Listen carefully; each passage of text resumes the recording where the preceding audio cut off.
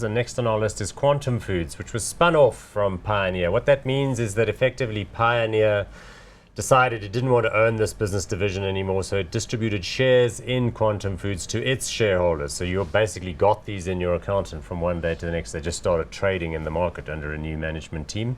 Well, the same management team, but they're now the listed company CEO, etc., etc.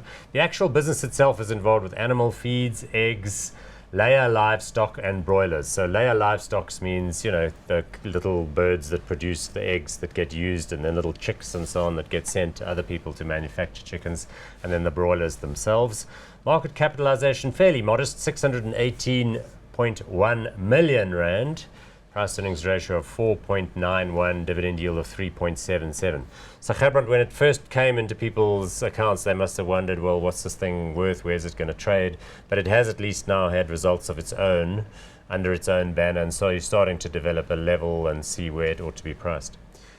Yeah, look, and I think it was one of the guys who actually underperformed the industry over the last year or two, but they certainly had restructuring issues, etc. So their latest numbers were looking okay, like all these guys, and you saw the PE of below 5. So certainly it looks on the cheapy side, but they probably got the same headwinds than what we've discussed with Astral. They don't have a big feed business. You're right. They got a Nova feed business, which they call Nova. That's growing.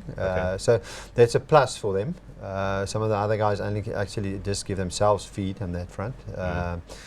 But yeah, it's certainly the same headwinds. It's a difficult industry than it was 6 months back. They've sold some of their Pretoria operations, so I think the restructuring went well, and they got good management in there with Hanekom, I think, running the show at the moment there. Used to be Pioneer Foods. What, Andre Hanekom? I think he's on that front. Okay. I'll have to check up on it again. I think maybe, what is he on the board? Maybe on the board, but he's certainly keeping a close eye on this one. Not a bad business long-term wise. Let's have a look at the share chart, because that will show a 1-year chart, okay, because that is a shorter period given the unbundling. I think it's been out on the market under its own steam for about 18 months or so. So yeah, sort of drifting to the side.